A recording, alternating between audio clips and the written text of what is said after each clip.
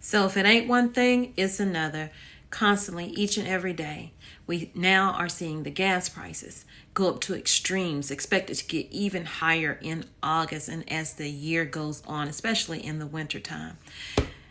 Whew, depending on where you are, you're going to be paying a lot. Let me know in the comments, of course, what you're paying in your area right now. And also, more stores are closing. I've given you about all of them that I can possibly give y'all in a day. But all of these things are happening, whether it's Walmart, Lidl, Aldi, Kroger, Sam's Club, Costco's, whatever the store, mom and pop grocery stores are shutting down. And some of the reason for that is these big box stores too that are helping them close down. And the other is theft. We have amazing weather, right? Unbelievable weather. It's cold one day, it's hot the next. And the hot is extreme. People are suffering, people are dying from this extreme heat. And it's expected not to get any better anytime soon. Matter of fact, they're expecting the winter to be even worse. And I know people say that all the time. I have said it.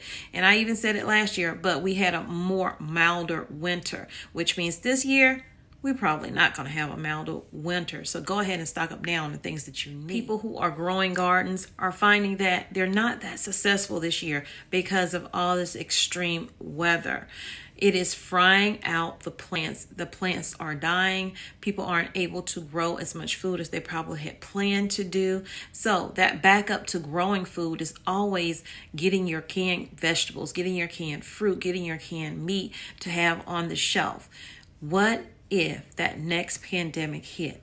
And I do believe it is going to hit. That is why the president said we need to be stocking up on food. Trust and believe the government is doing that.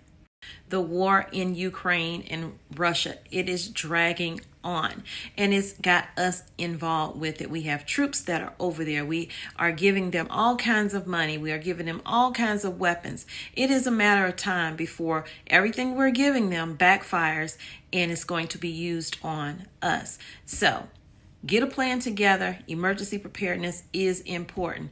Now, let's talk about the big thing, the big W. Walmart. 3 reasons why the Walmart empire is collapsing. I found this story in grocery.com, and I'll try to leave a link if I don't, but it is grocery.com. You can find it there. Please take a moment, hit that like button, and comment down below. Let me know what's happening in your area or anything you want to talk about, as long as you're being respectful and kind of others' opinions in the process, and share the video out. All of those things help this channel grow, and we are growing. We have new family members, and I'm excited about it. I'm excited for what God is going to put in me to give to you guys, whether it is these news stories, news you can use, maybe news you can't use, but some people can use, and definitely the gardening and homesteading. Those things are all important for becoming more reliant. So this article reads, 3 reasons why Walmart empire is collapsing. These massive retail chains has sold itself as one that sells merchandise at low prices. But what it has really done is controlled the cost. And that is why they are considered the cheapest out there. So in a little over half a century that the retail giant has been in existence, it has become the largest force in terms of the retail business that the world has seen. In 2012, the retailer realized $470 billion in revenue.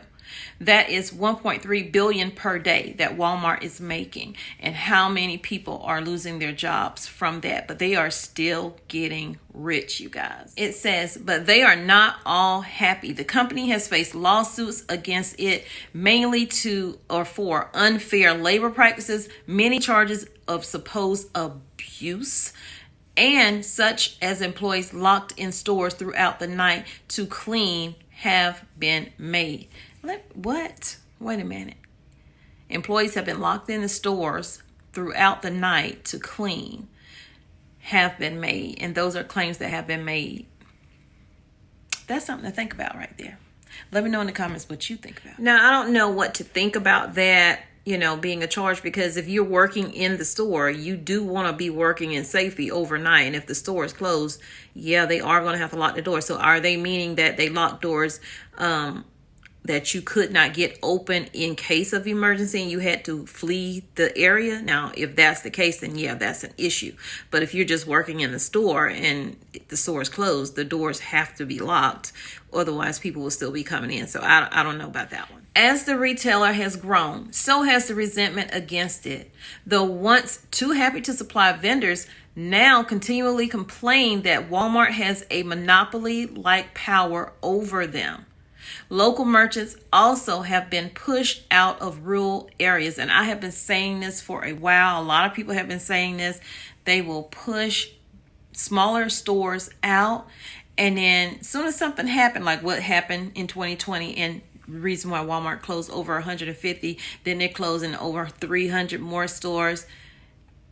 What happens to the community? Because you've already pushed out those mom and pop stores. So let's go over the 3 reasons. The first one is Walmart stores are sloppy. Now, this is not me saying that. You can let me know if the stores are sloppy in your area. This is me reading what this article is saying, okay? So I'm going to say allegedly, okay? So it says retail stores have to be consistently maintained and constantly maintained. Produce sections, clothing racks, and aisles and sections need constant attention. Keeping a space that stands on more than 4 acres in top shape is a challenge. Walmart's cost control focus has often meant that basic upkeep is often neglected. Walmart has earned a reputation for having mislabeled and empty shelves and poor displays. Sloppy shelves and dirty stores show lack of respect and are an insult to customers. Where people had few options for shopping, now there are companies that are giving good bargains and are tidier. So that's not me saying all of this, Walmart. That is this article saying all of that. Number 2 is their business model has produced its problems. Reuters has reported that the retailer may bid for Park and Shop, which is a Chinese grocer. International expansion is and has been a challenge for Walmart. As the United States market is saturated, the retailer was reported back in 2012 by the New York Times as having attempted to bribe officials.